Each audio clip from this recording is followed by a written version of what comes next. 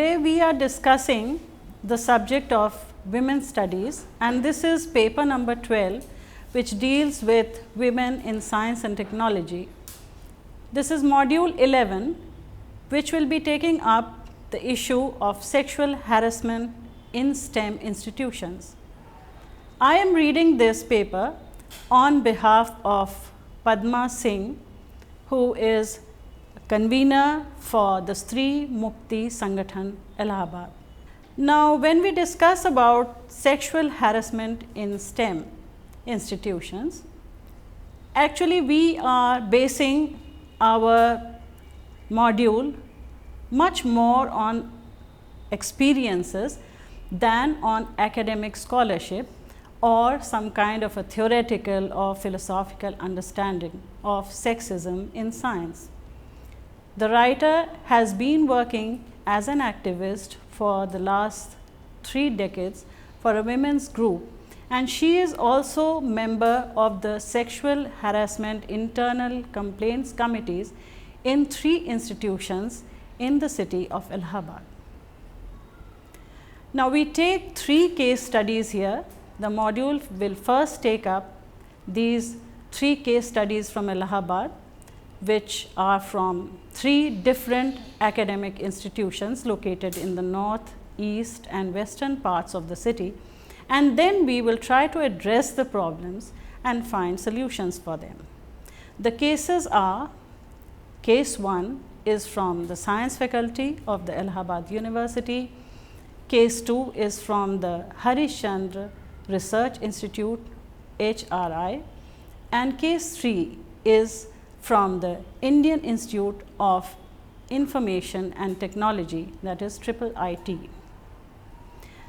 Now, when we take case 1 from the science faculty of Allahabad University, this happened in the biochemistry and home science department of the faculty. A senior professor was harassing a BSc home science student in his chamber. The girl came out disturbed and she shared her experience with some of her friends. She found that they were all very agitated and felt that they should not keep quiet about it and they should report the matter immediately. So, collectively they found the courage to file a complaint about this professor. Now, more stories about the professor started coming out, and it was found that he had been doing this for many years. This professor was suspended after an inquiry.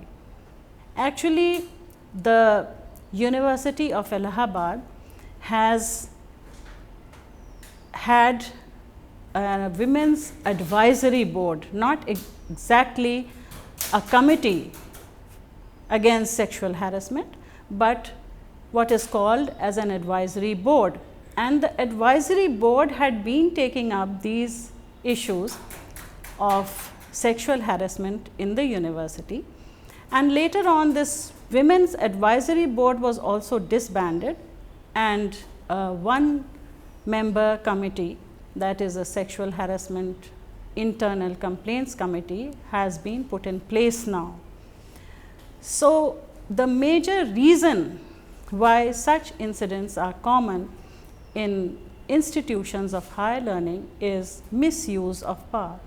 It is a well known fact that the number of marks that a student scores in the practical examination lies in the hands of the professor. Students are therefore very careful not to rub their teachers the wrong way, and generally they endeavor to keep them quite happy.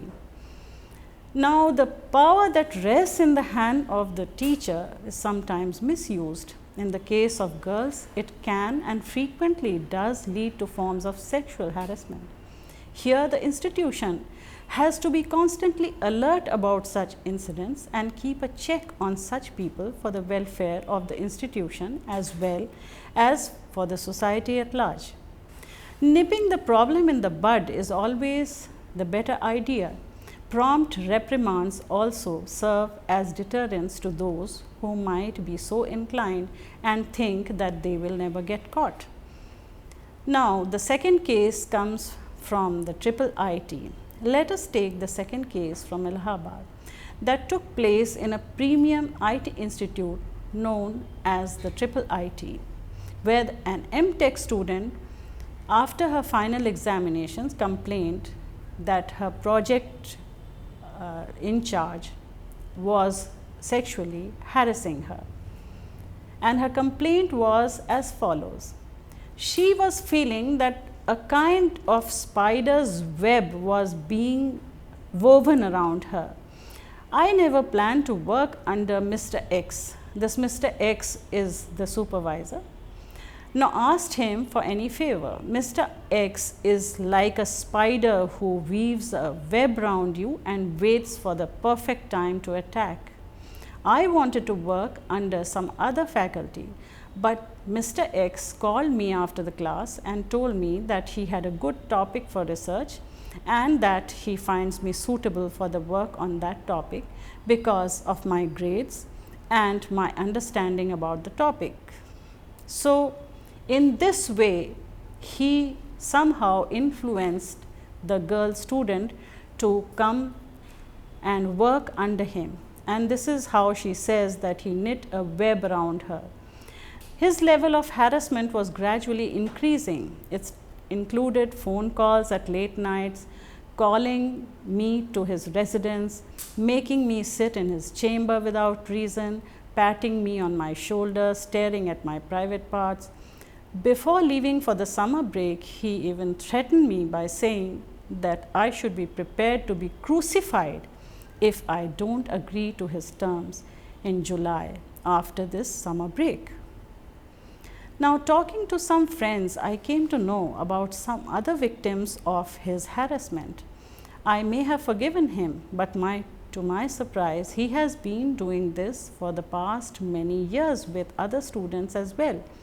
These students approached me and they appealed to fight for justice. I fought, and after a long fight, he was actually terminated. The third case is from the Harishchandra Research Institute of Allahabad, where some leading and renowned scientists of world fame like Professor Ashok Sen have been there. Here, the professor in charge of the summer internship program used to harass the girls when they were about to leave the institute. He used to send pornographic material along with academic material, and he would invite them even for dinner. The students did not give in to his demands, and then he would try and torment them mentally. So, here is an excerpt from a student's email to the Sexual Harassment Committee of the HRI. I feel I have been sexually harassed and verbally abused through text. I regret not being courageous enough to lodge this complaint earlier.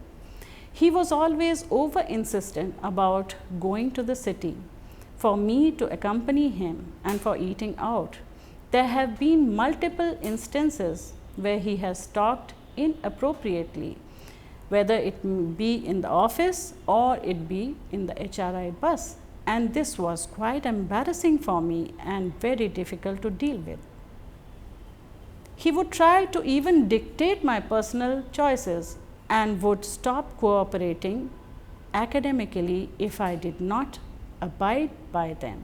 He harassed me by sending mails during early February, claiming that I was not academically efficient, and this he had somehow realized at the end of my stay. I came to know that he has done something similar with other female students in the department as well. So, what actually is happening is that a lot of creative energy of the women is wasted in dealing with these kind of situations, going and filing reports, coming and deposing before the Sexual Harassment Committee, and then waiting for the result to come out. All that sorts of dips into your energy and also gives a lot of mental stress. The worst part of these cases is that a lot of creative energy of the young girls is wasted. All of them keep silent for fear of spoiling their careers. Their bodily integrity and their self-respect is attacked Such criminal acts are especially harmful because on the one hand, we see the number of girls in STEM, that is science, technology, engineering and medicine, is actually very much less than it should be, and the government is trying very hard to encourage women and girls to join these areas. On the other hand, when they do join these fields after crossing so many barriers and hurdles, what they face is this kind of harassment. So, there are some points which need to be noted here. One is that it seems that these complaints are just the tip of the problem, and the prevalence of sexual harassment at the workplace vis-a-vis women in STEM is almost pervasive. Certain common characteristics manifest themselves, as are evident in the 3 cases which we have just quoted. The actions of the teachers go unreported for quite a long time. Every student thinks that her case is an isolated case and then keeps silent about it, and this goes on worsening the situation, and this problem becomes sort of invisible. So, the student is progressively distressed and disturbed, and the victims rarely complain about these issues. Often there are manifestations and signs that something is wrong, but no one really notices what is happening on the ground level, or the incidents are many times trivialized. For example, you will notice the colleagues talking as if these incidents keep happening most of the time and they need not be reported. In all 3 different cases of the 3 institutions, the harassment has been going on for many years, and many young women have suffered in silence with a lot of mental torment. Sexism in science may be a multi-layered and in many shades, but the most blatant and common manifestation is sexual harassment at the workplace. Now, sometimes we see that the male teachers are aware of the misdemeanors of their erring colleagues, but there is a misplaced sense of solidarity and loyalty which prevents them from speaking out. Now, so and so is my friend, or so and so is a colleague, and how do I talk about him, are the kind of things that people feel. At other times, the guilty teacher has carefully built some kind of a reputation of being very clean and above board in these matters, and people who even know about such cases are not ready to believe the allegations against him. So, recently we saw something called a decency pledge being taken, and this was initiated by a former Uber engineer whose name is Katie Benner. She detailed a pattern of sexual harassment at the company level. The accounts of various other entrepreneurs only corroborate and underscore how sexual harassment in the startup ecosystem is pervasive and ingrained. Looking at this, several of the Silicon Valley's top venture capitalists and technologists, including Reid Hoffman, have found that investors have to actually sign a decency pledge. And what is this decency pledge? It is something which everybody has to sign, everybody who is working there has to sign, that they are going to follow certain norms as regards their behavior with women colleagues. But we do not know how much this decency pledge will help. It of course does bring the problem out of the closet and out into the open, and it is being discussed.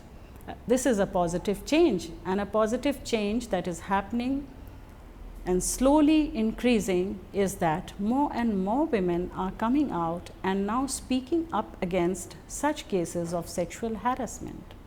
They are ready to talk publicly and they are ready to file complaints, though they know that they have to pay a very heavy price for their actions.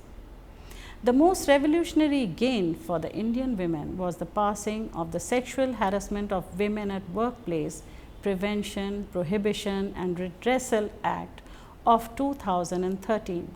This became effective from 9 December 2013.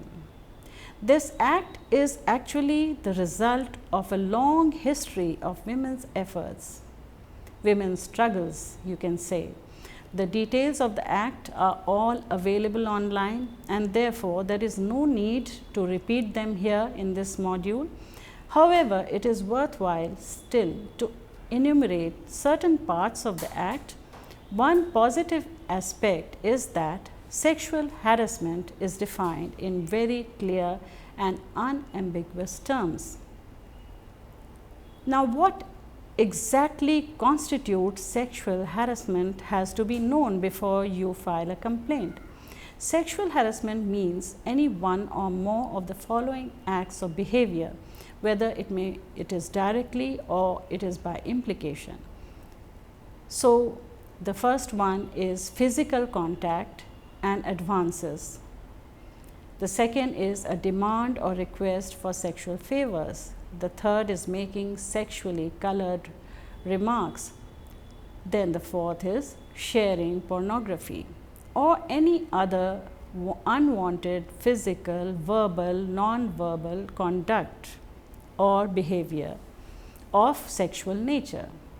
After the passing of this act, the number of registered cases rose substantially, and in many cases action was also taken.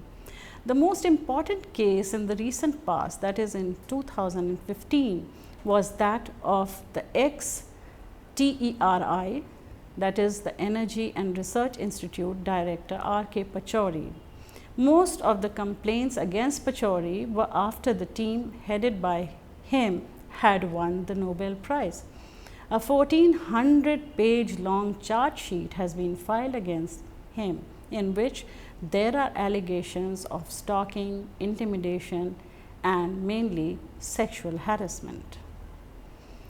So, the recommendations that we would want to highlight here are: every campus needs a gender sensitization program in the orientation program and a zero tolerance towards sexual harassment cases.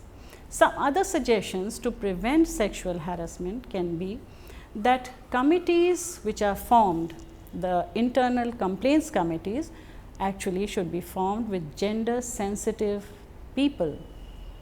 Otherwise, it has no value. The head of the institution also should be responsible to ensure a very safe environment for women. And in case they fail, then other methods like dialing some helpline numbers or approaching the committees at the city, at the state level, those can be thought of. Also, every main building, corner, canteen or public place inside the institution should have some billboards which display zero tolerance towards sexual harassment, and the phone numbers and email IDs of committee members should be there prominently displayed, and drop boxes should be there where women can drop in a sexual harassment case without being identified. Now, gender sensitization programs, videos and slideshows also should be held from time to time, at least once in a month. Justice should be done without the victim's name coming out into the open. Many times it so happens that because of a lot of gossip, people come to know the name of the victim, and it becomes almost impossible for the victim to work in the institution after the case has been made public. If we don't work towards this, then the old theory of a 19th century social reformer would come true, that girls should study home science and maths is only for boys. Another aspect that needs to be addressed as a priority in these institutions is the question of parenthood. We have to change our mindsets and stop seeing the responsibility of nurturing or bringing up a child exclusively as that of the woman. There is an old African saying, in raising a child, the whole village works. How fair then is it that society puts the whole burden of nurturing and caring of a baby on one partner, the woman? How will we perform an egalitarian and emancipated society when half of the adult population's creative potential is lost in child rearing? A woman should not need to choose between the career and the family, just as a man does not have to do. Now, we think the way out is joint parenting. With both parents working, it is indeed a social loss if one partner is required to give up her career in order to raise children.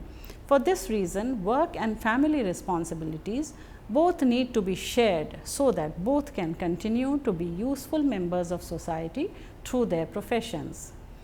Thus, we can say that when a couple, especially the woman, takes a decision for parenthood, the career in science should not be jeopardized. Unfortunately, the reality on the ground is quite discouraging for women. Women are opting for college education in large numbers. Each year, their performances get better on the average, and frequently they are better than the men, but very few women are able to reach high scientific position. Their career graph declines after marriage and after motherhood. Why is it so? And what can be done at the institutional level to address this problem? Thanks to our foremothers and their long history of women's movement, maternity leave has become a reality today. There is a 6-month maternity leave for women now. But we are also thinking about something called paternity leave. We need paternity leave as well. If 6 months of paternity leave is added to 6 months of maternity leave, the child would get the nurturing for its crucial first year. Then paternity leave would also break some kind of a stereotype that child nurturing can only be done by women. So, child nurturing then will be done by fathers as well. In fact, they will learn to nurture children. Now, there is the facility for child care leave. CCL for 2 years is already available in central government services and in many state governments as well. But it would be better if it could be extended to both parents. In this way, it would serve the important purpose of not leaving the women behind in their work and progress. It would break the stereotypes that women are always on leave either because of child sickness or something else, like for example, children's exams or caring for the elderly, often the parents of the husband himself. So, this will involve a paradigm shift in the social perception and the way we look at parenting, and it will move it from being just a woman's job to becoming a parent's job. To overcome this hurdle, we need to work towards making institutions such where women do not have to worry about their safety, about food and about a good environment for the growth of their children. Institutions also need flexi hours and holidays. Since our workplaces are designed with patriarchal mindsets, flexi hours will give women more time and space. Similarly, workplaces with good canteens would also help saving time and mental energy of both the father and the mother. Though many workplaces have canteens, but nutritious food which is inexpensive is hard to find. Now, Lerner writes in her book on women and history, Creation of Patriarchy, the fact that women bear children is due to sex, that women nurture children is due to gender, which is a cultural construct. it has been gender which has been chiefly responsible in fixing women's place in society. So, the point to be emphasized here is that a cultural construct of society might take decades to change, but institutions can be changed much more readily, and this would ensure that more women choose the scientific field and grow as scientists. In the long run, we must teach our younger generation that a woman's, or anyone for that matter, body is not a commodity, and neither is a woman herself. Dignity and respect is the right of everybody, and as a society, we should try to move in that direction. This dream can be fulfilled if people with scientific temperaments can show the way, as the rest of the society are much behind them. Then the 21st century institutions without sexism will give way to nurture young girls as leaders in science and society.